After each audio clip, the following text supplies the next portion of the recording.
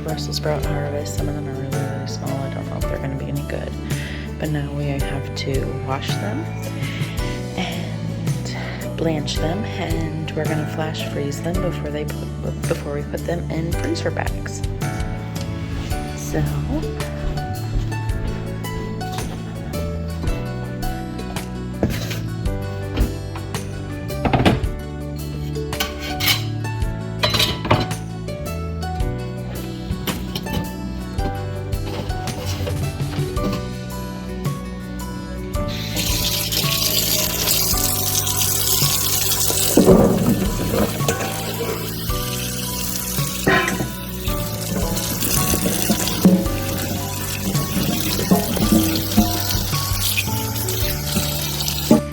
something that I add every time I'm washing my veggies from the garden, you can see how dirty they are, is a splash of vinegar, because that's going to help draw out any additional bugs that the water just won't take out on its own. So the water is boiling, which means it's now time to blanch them. Broth can go in there. So just make them, and they go in for 2 or 3 minutes. Not long enough to cook them.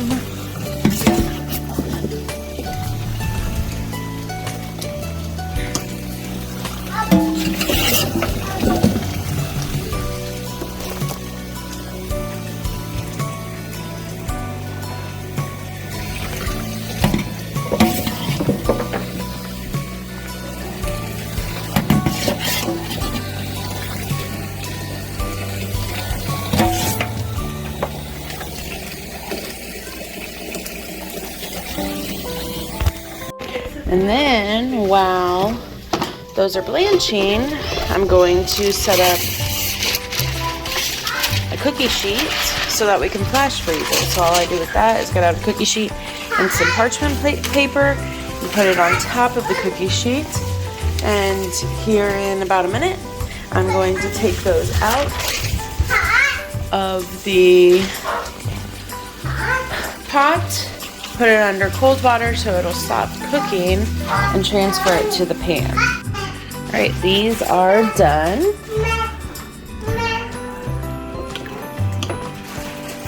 They turn really bright green whenever they're blanched. Gonna get cold water going on them so they'll stop cooking as soon as I get them out of the boiling water.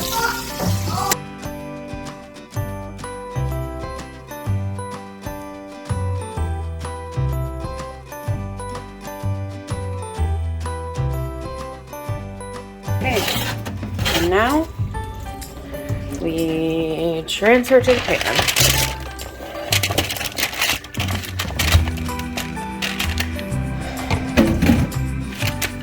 Spread out, and we'll put it in the freezer.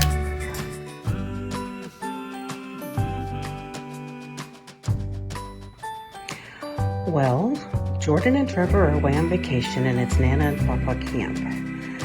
Nana's been battling some kind of a sickness or a bug, but we harvested the celery before Jordan and Trevor left. And now I'm trying to work some of it up now that I feel a little bit better. I've never harvested celery, so I didn't know what to expect. My mom never planted it, but we're going to take a look at what it looks like on the inside. We've twined this up to do what's called blanching. And so I'm cutting the twine, and then just kind of going to peel the stalks back, kind of like you do with the celery you get in the store. I'm putting 1 batch in leaves to make celery salt or dried celery leaves, seasonings, and then the other side we're going to chop up and freeze. Don't know how it's going to turn out.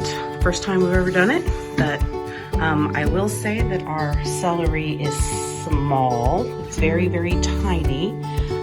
May have had something to do with, well, a lot of things, but probably the timing on when we planted it, the drought, a lot of things.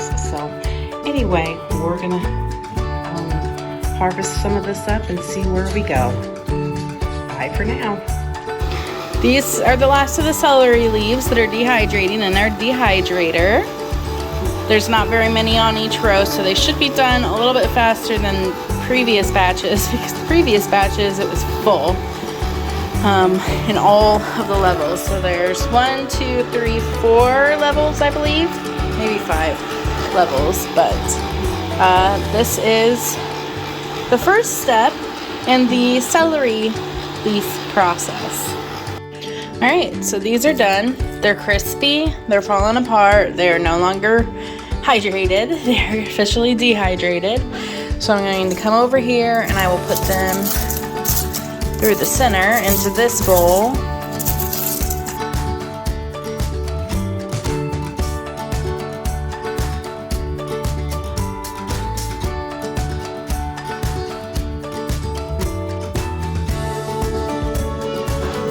Okay, now that I have a bowl full of celery leaves, let me clean up my area a little bit.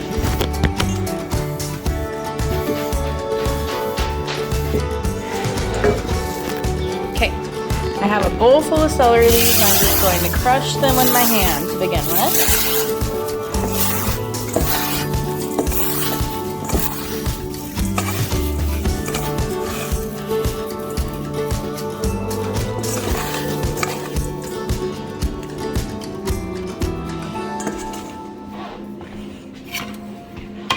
Should have had this out.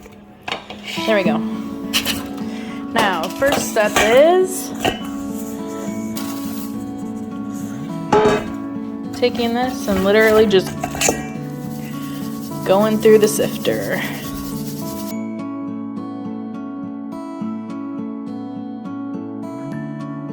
Now that I've gotten a lot of it done, and these aren't going through the holes anymore, and this is what it's like now, I'm gonna put these on this plate. That will all go to the compost bin. Then this bowl's empty, so I'm going to put this right there. Put all that in there.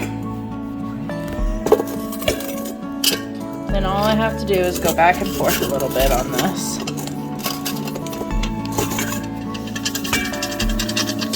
And this is the final product. This is everything that we got out of that last little batch. So it just goes right on in.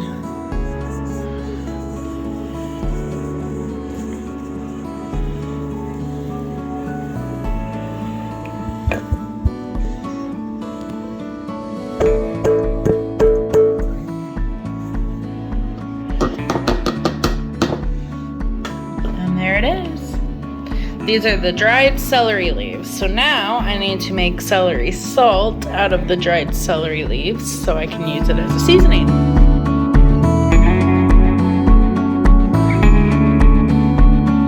Now before I start on the celery salt, I am going to start dehydrating some of the zucchini. This is the really big zucchini that is not really good for anything.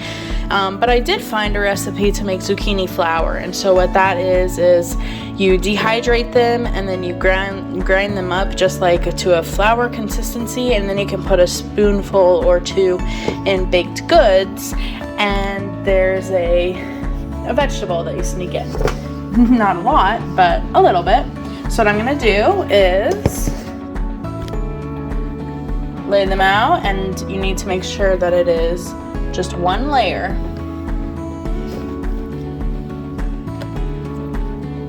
Because these are so big, they're going to take up a ton of space.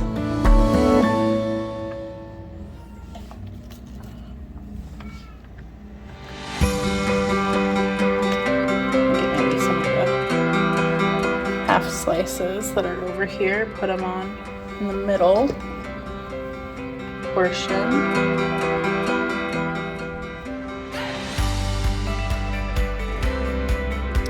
Now what I found was, whenever I was reading, the thinner the slices, the quicker they dehydrate, which makes sense, duh, right? So, I tried to get them as thin as I could with my mandolin, and they're all pretty even as far as thicknesses go.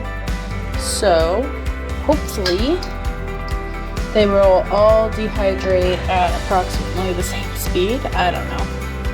Well, that one doesn't look like that's gonna fit. Okay, so there's one tray. Now I need to get the rest of the trays filled and get the lid on, and then I will show you what it looks like here in a bit. These are all on. So we go ahead and put this on top. Uh-oh. Okay. There we go.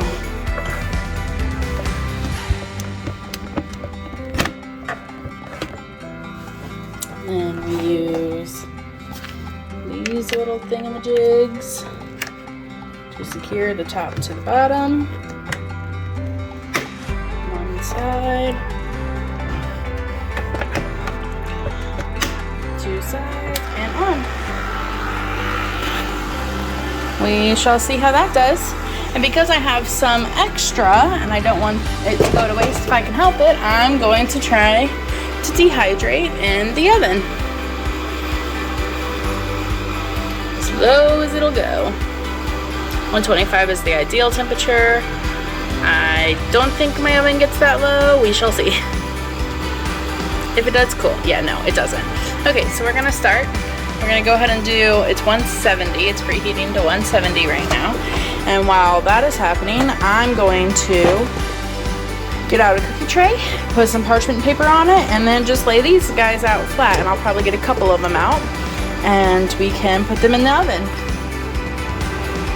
All right, 2 full trays, and I have nothing else in my bowls, so we are ready to start.